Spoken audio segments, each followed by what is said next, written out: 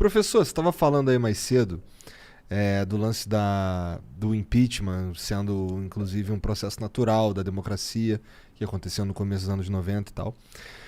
Bom, a gente acabou de sair de um impeachment e agora a gente tem uma galera aí, porra, nervosa pra tirar o Bolsonaro. Num improvável cenário, na minha opinião, num cenário bem improvável de um impeachment do Bolsonaro, isso teria um impacto muito negativo para o Brasil nas relações internacionais? Olha,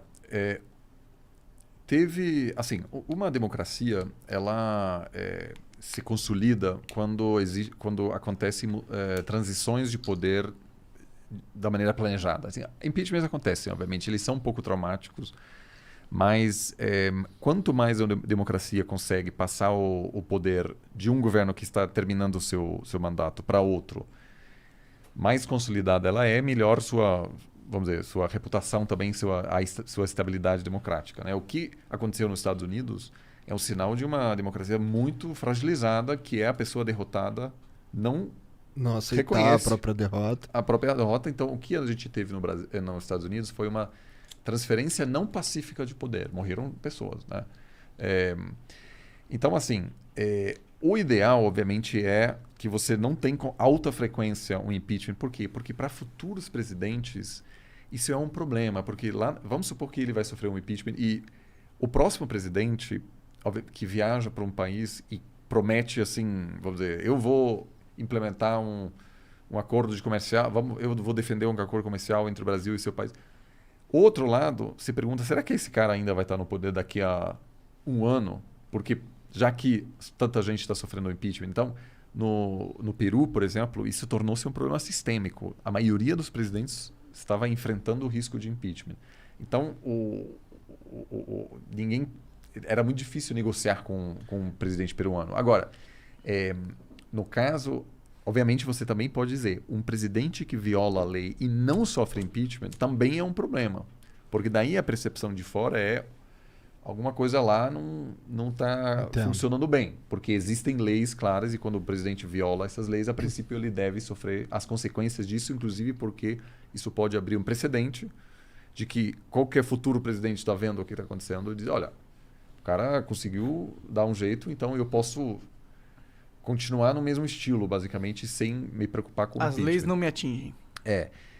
Que é vamos dizer, o maior teste da democracia, né? Se as leis atingem assim, são aplicadas contra os poderosos. Então, eu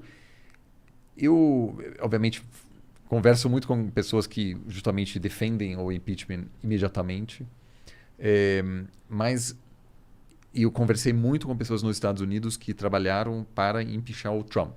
E aconteceu 2 vezes, e 2 vezes o Senado não ratificou o impeachment. No caso americano é um pouco diferente. O presidente pode sofrer impeachment no Congresso e se mantém no poder. Aqui é diferente. Quando o Congresso vota por impeachar o presidente, ele já é afastado. Entendeu? O Congresso que é mais poderoso, então. Nesse sentido. Sim. E muitas pessoas que detestavam o Trump diziam é importante o Trump perder uma eleição. Porque se você tira ele de lá, ele para sempre vai dizer eu fui tirado de maneira legal. Tudo bem, agora ele perdeu uma eleição e mesmo assim diz que foi. Então, assim, eu acho que há bons argumentos dos dois lados. E a gente está indo para o mesmo caminho aqui no Brasil, não tá? A gente vê Sim, o presidente puto com as urnas. O que é engraçado, porque ele foi eleito pelas urnas. Verdade, não reclamou. Não, e muitas vezes ao longo da sua carreira. Exato. Muitas vezes, repetidas vezes. Eu acho que a expectativa lá fora é que uma repetição do 6 de janeiro nos Estados Unidos, né? Ou seja, algo parecido aqui seria o melhor dos cenários. Ou seja, o que é? O presidente diz, o presidente é derrotado, não aceita, tem 5, 10 pessoas que morrem em confrontos, mas o novo governo assume. A gente pode não copiar essa parte aí, né? Sim, mas claro, mas digo, se for desse jeito, eu acho que seria um cenário até positivo. Consolida a democracia. Porque eu vejo poucas pessoas que hoje conseguem imaginar o Bolsonaro passando a faixa pro Lula, por exemplo, ou Dória. Nossa, acho impossível. Não, acho que pro Dória ele até passaria, mas pro Eu Lula... também acho. Então, Pro assim... Lula também não. O cara falou tanto, vai voltar o PT.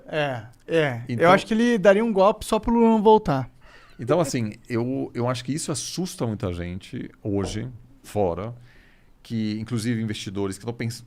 Olha o mercado brasileiro e dizem, olha, eu vou ver o que acontece no final do ano que vem, porque se rolar bagunça, tiro, etc. Eu falei com um representante de um banco de investimentos, ele falou assim, a gente não gosta de tiro porque daí a gente não consegue entender quais serão as regras de investimento, como a economia vai reagir, etc.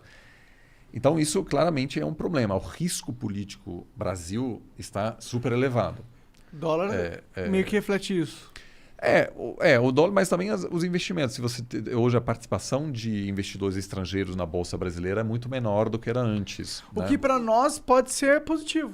Mas o que não... Você estava falando disso agora aqui. Pode ser. Aí eu não entendo muito de Bolsa, mas pode ser uma chance de... Não, mas a princípio porque, tem uma forte presença se o estrangeiro saiu positivo. fora, quer dizer que se por acaso o Brasil melhora e a gente investe agora, quando os estrangeiros voltarem, que eles têm muito mais dinheiro que a gente, eles vão inflar a bolsa e quem estava investido antes ganha. Mas o investimento, obviamente, é fundamental também para viabilizar o crescimento. Sim, exatamente. Né? Ou seja, mas e o investimento externo, né? que é crucial para viabilizar essa melhora. E a gente está num dólar alto, faria sentido para o cara investir aqui, porque o dinheiro dele vale mais. E a situação até pode piorar, porque se a taxa de juros nos Estados Unidos subir, que pode acontecer no momento, né, porque tem um risco de inflação, aí muita gente tira o dinheiro daqui, coloca lá, porque tem um bom retorno. Sim. Sem e muito risco. Exato, muito menos risco. Então, assim, eu infelizmente acho que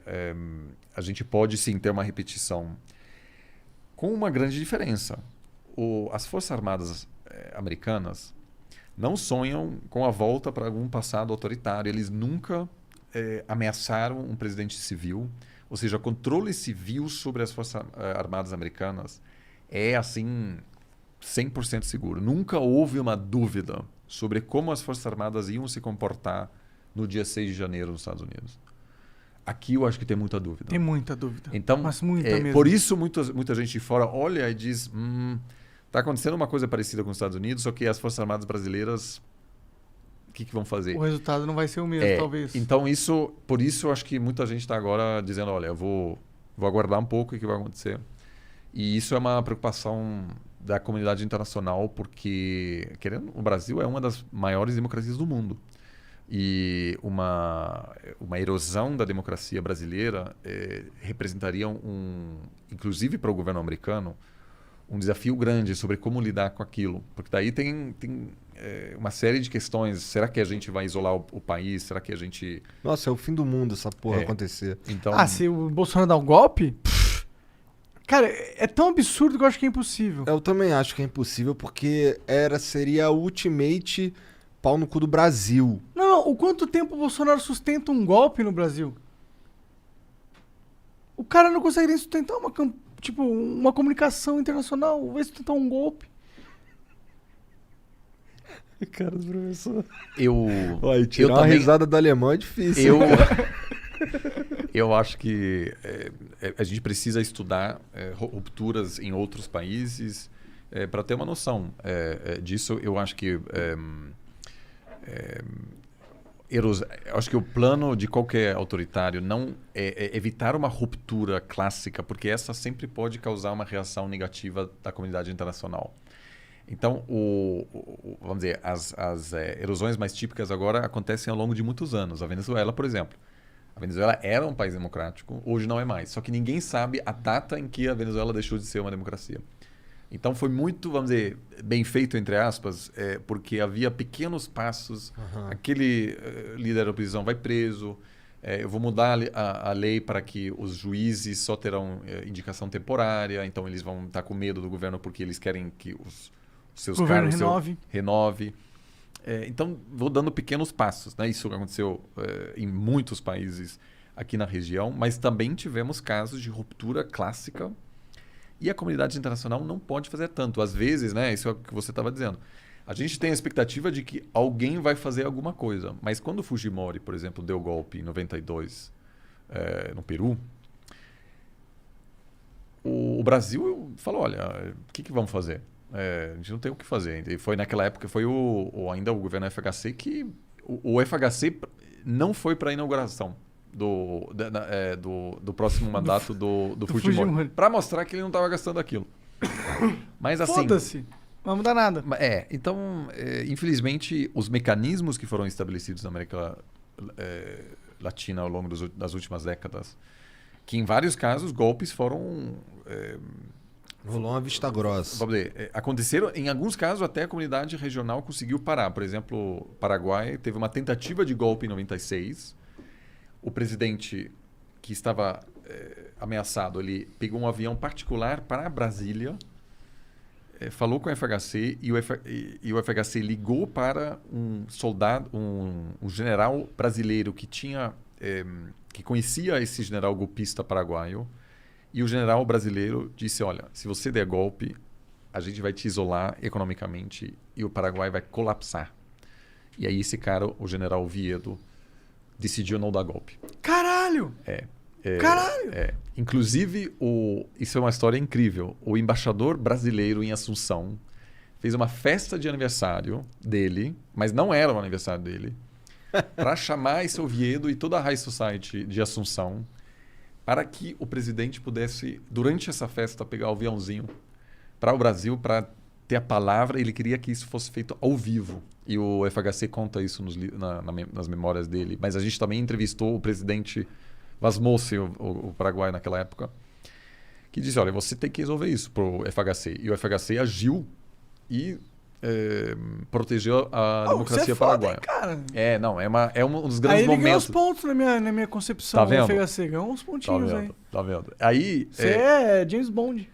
Só que isso hoje não é difícil imaginar disso acontecer. Né? Então, assim, cenários assim... Tanto o FHC quanto o Lula tentaram parar o Chaves. Chegaram a conversar com ele. Tem vários relatos dos dois dizendo, olha, você precisa respeitar a oposição. O Lula tentou parar o Chaves?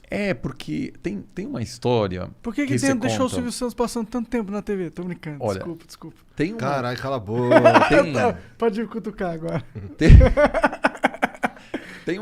Muita gente acha que o Lula e o Chaves eram aliados. Mas o projeto do Chaves era uma ameaça à liderança brasileira. Então, não havia uma relação tão simples assim. Obviamente, as empreiteiras brasileiras, a gente sabe disso agora, ganharam muito dinheiro na Venezuela. E muitos de maneira não tão lícita. Mas essa aproximação teve, acima de tudo, interesses econômicos. Não, a visão de mundo do Lula é muito diferente do que o Chaves pensa. Né? Enfim, então... A Venezuela era um problema para o Brasil porque, por meio de subsídios de petróleo, etc., a Venezuela queria se projetar como uma liderança latino-americana. E o Brasil dizia, opa... nós que essa porra aí, meu irmão. Então, assim, havia sim uma tentativa porque o Brasil sabia que um colapso venezuelano pode levar a uma intervenção americana, que é um péssimo precedente, porque daí, além das tropas americanas na Colômbia, você tem tropas americanas na Venezuela, e quando o Trump de fato começou a ameaçar a intervenção na Venezuela, até as Forças Armadas brasileiras diziam, não, a gente não quer isso. Então, um país colapsado perto de você sempre é o problema. Refugiados, narcotráfico. Hoje a Venezuela é um narco-estado. Então é muito ruim para o norte brasileiro. O narco está, ou seja, eles produzem muita droga. Produzem muita droga, mas mesmo da mesma forma, né? Eu não aqui quero comparar o Afeganistão com a Venezuela, mas ambos os países têm um problema de governança.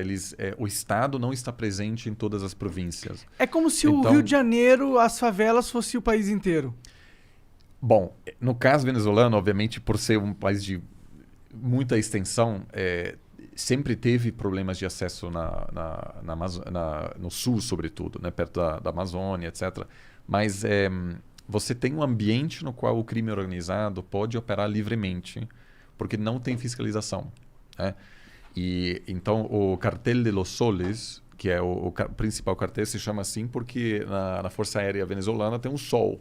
Então são pessoas que usam, que têm envolvimento direto das Forças Aéreas venezuelanas no tráfico de drogas para os Estados Unidos. Por quê? Porque muitos deles não são pagos, porque eles venderam os uniformes. Ou seja, tem um processo de colapso que gera um ambiente muito interessante para o crime organizado. Meio anárquico. A Venezuela meio anárquica hoje em dia. Então assim, nunca houve interesse nem do PT, nem de outros governos em ver a Venezuela colapsar, que infelizmente aconteceu. E também demorará, enfim, infelizmente muitos anos para se reerguer.